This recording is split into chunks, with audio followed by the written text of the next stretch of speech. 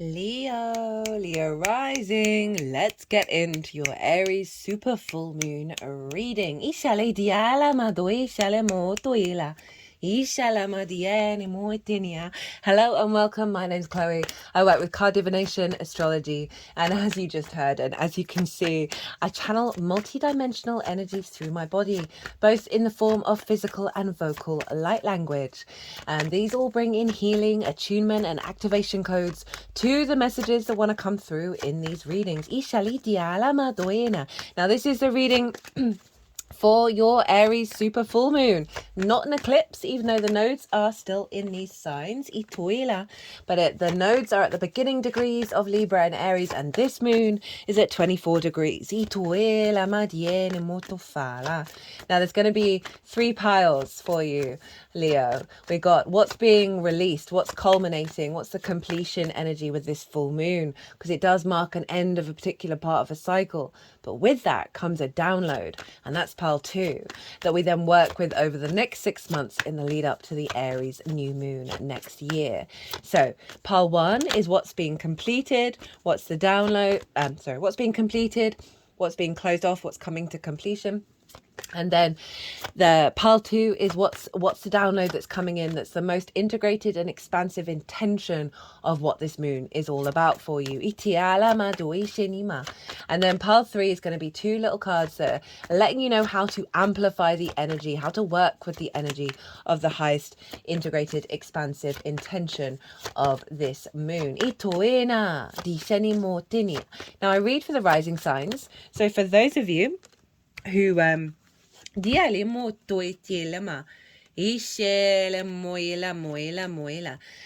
of you who don't have, sorry, my brain just goes a little when I let the energy sort of move the cards around into the order that they want to be in. So for those of you who don't have Leo in the first house, look to where Leo does fall in your natal chart.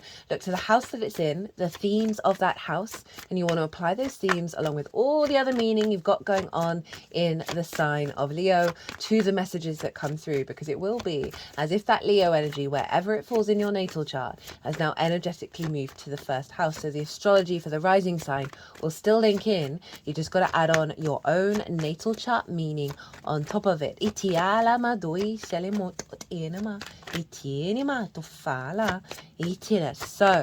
Leo risings, hello. This is happening in your 9th house of your perspectives, the house of the gods, right? This is about your big picture philosophies, your perspectives, your morals, your ethics, how you connect to God, nature, science, the universe, book religion, source, all of those things, the bigger matrices that you know you're connected to that are bigger than you, and you're figuring your way out through them and within them, and what do you mean, what do they feel for you, how do you want to express yourself, how do you want to understand reality? What is your perspective, Leo?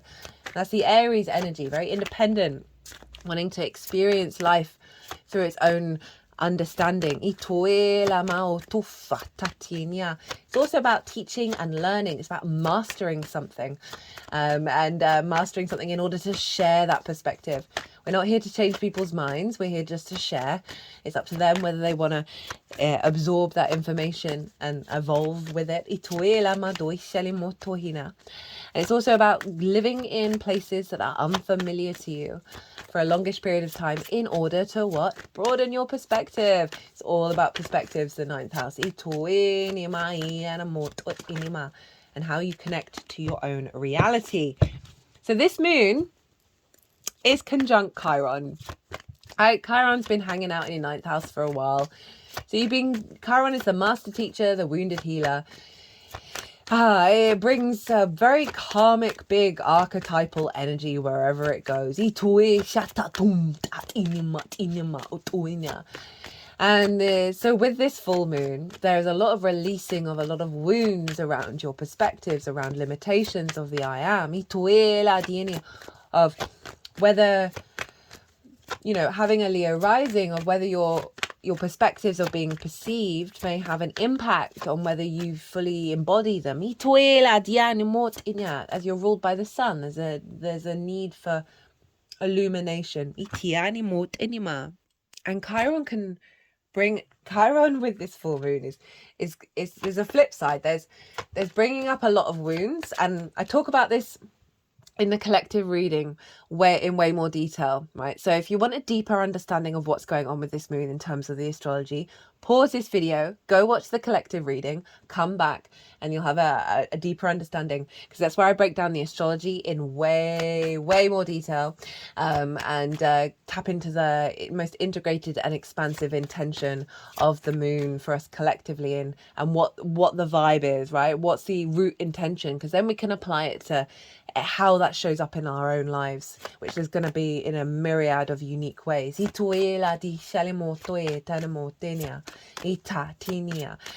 this moon is quite powerful. The nodes are still in the signs. It's not an eclipse, but it's still very nodal. And on top of that,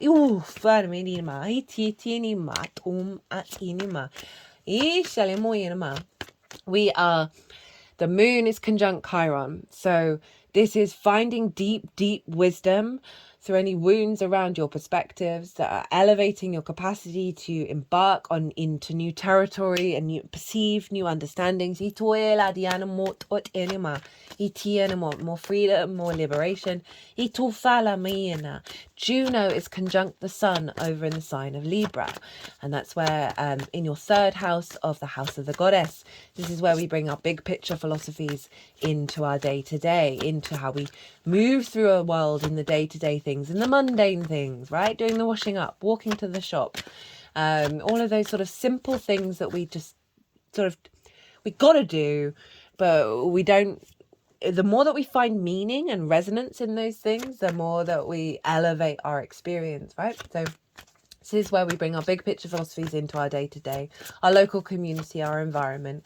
It's also the environmental frequency and also the lens in which we communicate through. So you have a very balanced way in which you communicate, the desire to bring equilibrium.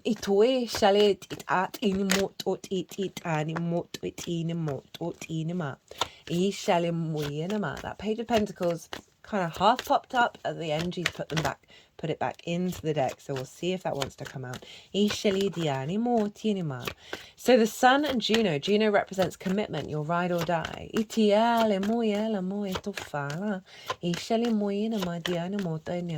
Like a real commitment to the truth of the way that you perceive the information of your environment, perceive the way that you communicate, the way that you want to embody the wisdom of the meaning that you find in your day-to-day from your perspectives.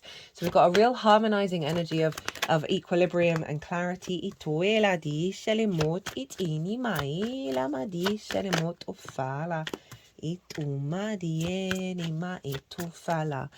And a commitment to that balance, right? That equilibrium, the truth of justice, of the Libra energy in the way that you express yourself, a real vision around that, and an upgrade of your intuition and your instincts around your perspectives that's going to be in alignment with you being able to bring that meaning into the 3D world.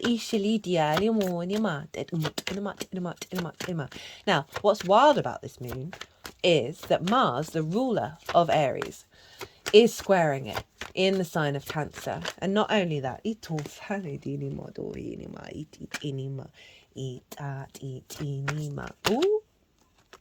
oh no, we only want two. I only want two cards for how to work with the energy. Thank you.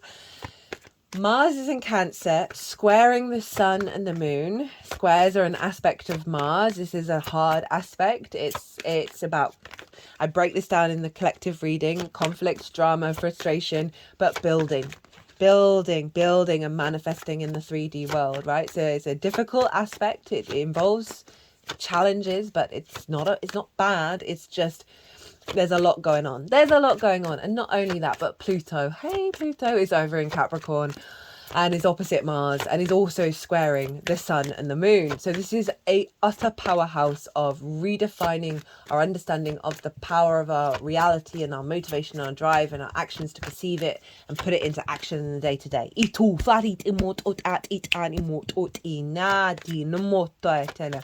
And are releasing a lot of wounds that have limited us from truly embodying our intuitive flow around how we are able to create and build in the world, right? Perspectives that do not serve the old, do not serve the new awakening, right? So Pluto is in your 6th house of work, how you work, physical health and routines. It's co-workers and pets, so there's an element of co-creation, collaboration, and also service. But it's the adult in the room. It's like, how do you work, right? And then Mars, over in your 12th house, your hidden house, your house of mysteries, is the unconscious responses, right? And so often there are trauma responses and limiting beliefs there that create anxiety and depression and loss and grief and isolation, all of that good stuff in the 12th. That's where Mars is hanging out quite some time. You may have felt a lot of intuitive guidance going on behind the scenes, usually more of working through these difficult energies. One more. And then we'll get it.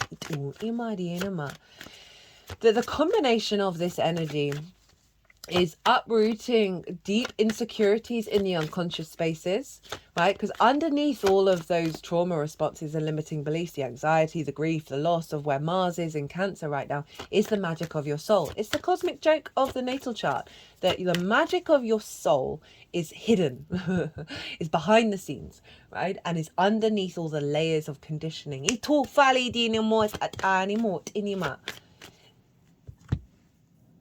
And you've got Mars there, who is giving a real reckoning of strengthening your defenses, like really supporting you in your unconscious spaces. Interesting. Okay,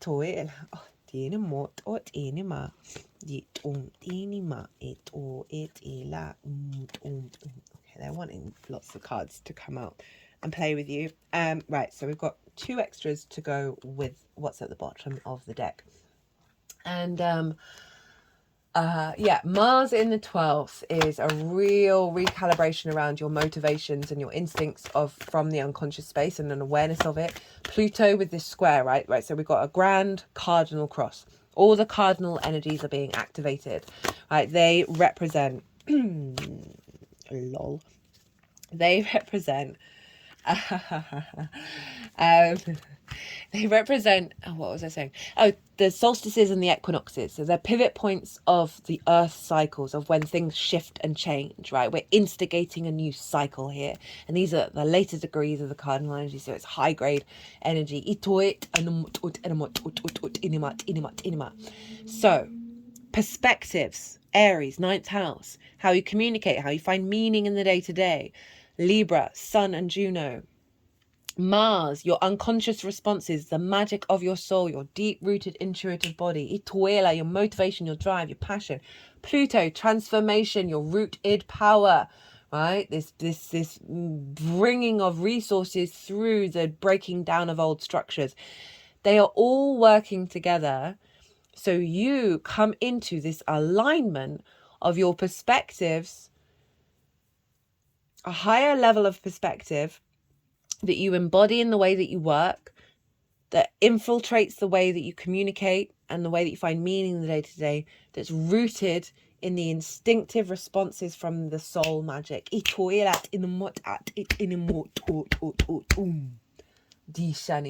Powerful stuff, right? So you're bringing the perspectives into reality. And the capacity to do the damn thing from your own frequency. We've got a grand water trine. We had a grand water trine at the Libra eclipse between Venus, Mars and Saturn. Right? All the water signs being activated. Now we have it between Venus, Mars and Neptune. Right? So your 4th house of your roots and your foundations, where Venus is right now. Your 8th house of relationship dynamics, the resources from the outside world, Neptune. Mars in the 12th of your unconscious energy, your what's behind the scenes, the magic of your soul. These are all very magical houses, the 4th, 8th and 12th. And you have it with water. Right, so it's this fluidity of your emotional body that's had some deep healing going on right now for the collective. And Venus rules the sun and Mars rules the moon right now with this moon. So even though it's a yang energy of Libra and Aries, fire and air, yang energy. They are being governed by the rulers who are in water signs. So there's a deep resonance coming through from the emotional body that's allowing our instincts to be in alignment from the memory of the collective. That allows the individual frequency to be liberated. I know that sounds like a paradox, but that's what's going on.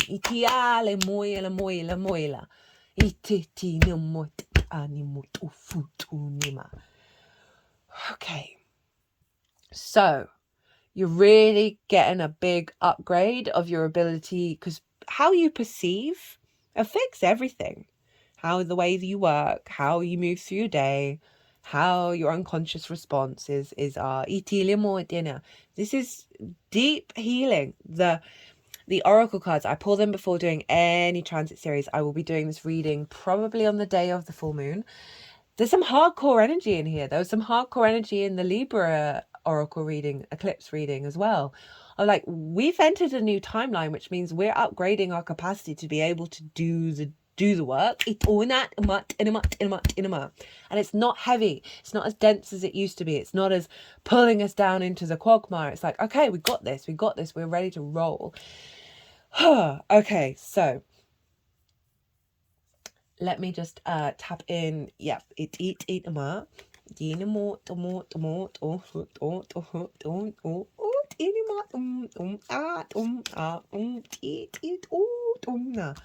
okay, Leo. So what's coming to completion? What's being released, right? What's the ending of the cycle? What journey you've been on? What's been locked in? What's been locked out? We have the Eight of Cups, the Three of Wands, and the King of Wands.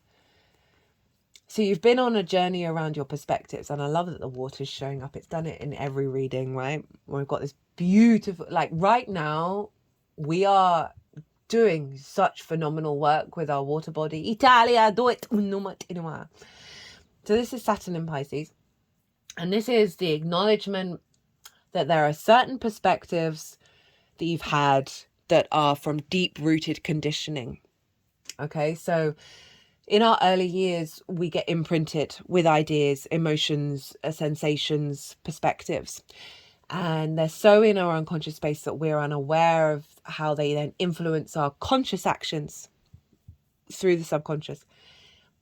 And it's very, very difficult to even observe them, let alone do anything about them and actually put the effort in to change it. And this showing up is saying you have been very aware of your unconscious programming, and you have gone on the difficult journey of going to climb that mountain to get that higher perspective, right? It's not easy because these perspectives, they're so ingrained, they feel really comfortable, even though they're actually causing damage. They're sort of tapping around the heart space.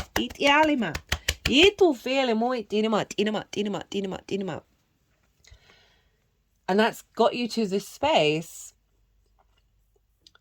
of, this is the sun in Aries. This is of embarking on a new journey. Look at the difference in the night and the day, right?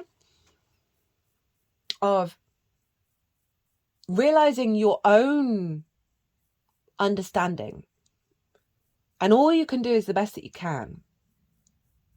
And in every moment be in awareness of the capacity of your actions being influenced by conditioning, and operating from that space with awareness and understanding and moving forwards, right? So these are both very journeying cards, right?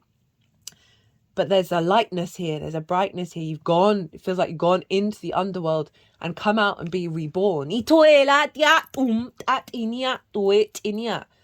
then you've got the King of Wands, right? Of real maturity in your instincts, your fire, your passion, your perspectives. That feel more sovereign to yourself rather than the conditioning. You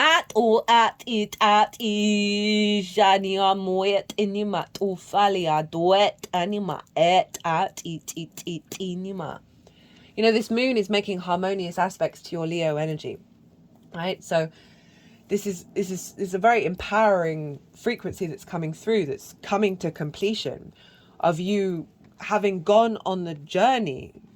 You are now able to sit in your throne with confidence. I love this for you, Leo. I love this. Let's flip over the bottom of the deck. We have the Six of Wands, which has been showing up for pretty much everybody in these readings. And this is a sense of going out and doing the damn thing because you know instinctively that's what needs to be done. It's not doing it for the accolades, for the celebrations, for what you're going to reap at the end of it. But by happenstance, there are celebrations, there is recognition, there is this sense of thank you for what you've done and who you are and what you're doing. There's the victory wreath, right? So there's a real, again, another journeying card, right? Of going on, of traversing, Six of Swords underneath, of this awareness of perspective and how you bring it into your instincts, right? This is a calibration into your instincts. That the journey that you're on right now is leading you to a place of victory, and you got to trust in it, right? You got to really trust your instincts moving forwards, because even if you're going into territory that may feel unsteady, that may be difficult, having the Six of Wands at the bottom of the deck is really powerful, along with the Ace of Pentacles and Lady Justice, right? So we've got that Aries and Libra energy come in, of a renewal of how this manifests in the 3D world, right? There's a balance, there's an equilibrium, there's a clarity, there's a new karmic contract of how you move through the world, right? This figure is moving through the world. The ninth house is often about, the travel to distant lands. There's something about a reciprocity around your frequency that is giving a sense of validation to your own existence.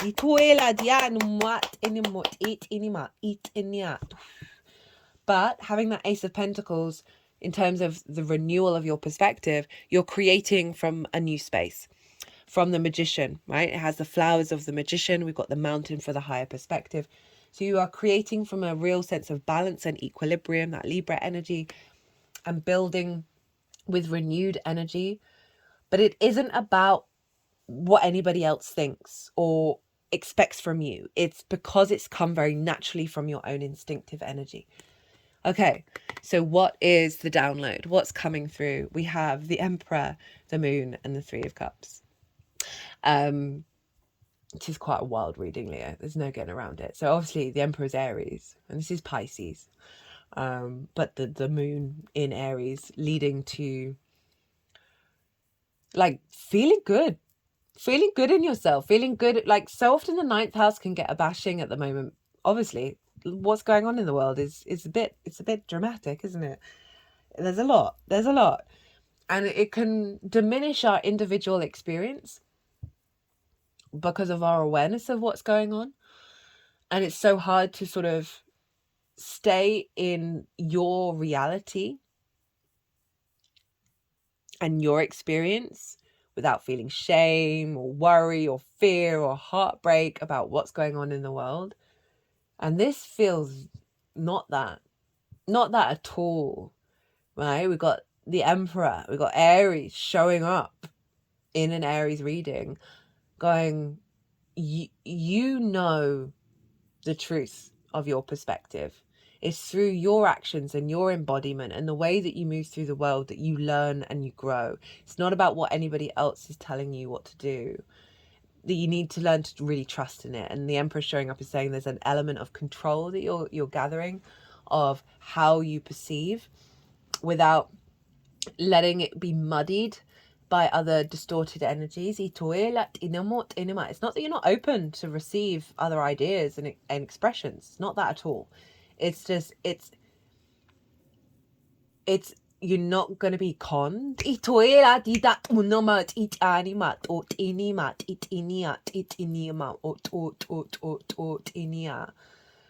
that Moon energy with the Three of Cups, there's that big water vibe coming through, right? Of like, your instincts and your intuition, right? Your feeling and your like just go are in alignment, right? The moon showing up is that they're, I like it following the emperor, because the emperor is all, there can be about control, but the moon is very undulating, it's very sensitive, it's very psychic in its nature, that through your embodiment of your instincts, you're going to have heightened intuition, heightened sensitivity, heightened awareness of the reality of your surroundings, like the truth of it, of that which has been hidden. And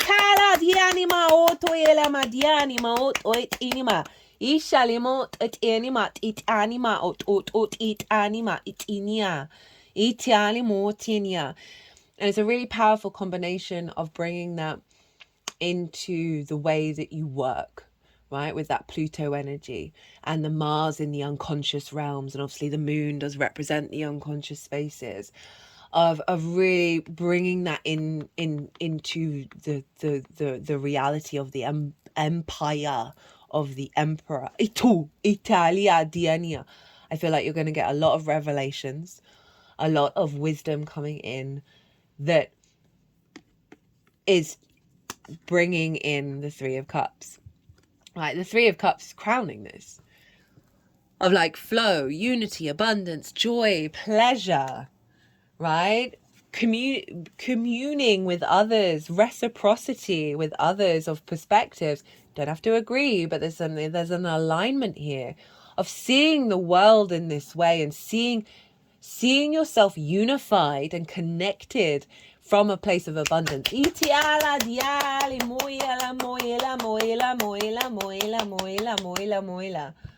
Woo! Okay, how to work with this energy. Got the Two of Wands and the Ten of Cups. So this is acknowledging that you're in a really strong position, but you're having to integrate.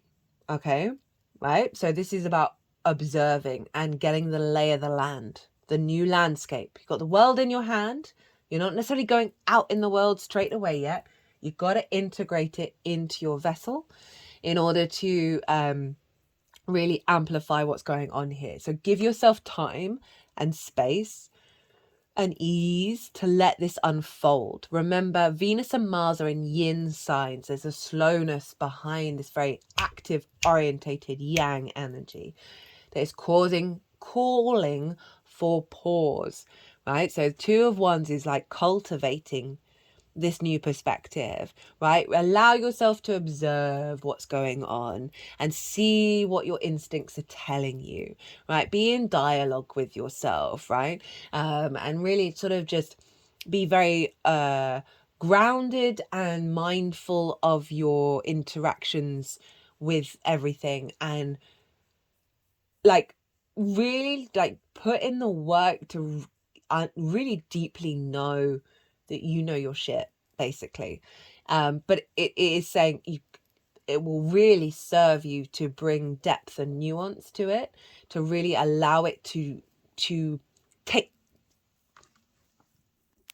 take its time, right? So yeah, that's brilliant. It's brilliant. It's definitely like he's looking out into the world. It's like observing everything. And then that Ten of Cups is like, this is the mindset you're channeling, right? That the world is in fact this, the external world, the perspective that you have of how things are going to come about, is everything is in an alignment. And often it does require us to do the practice on the day-to-day, right? To really observe rather than worry, right? It's not about plotting how it's all going to come about. It's about just observing how things unfold.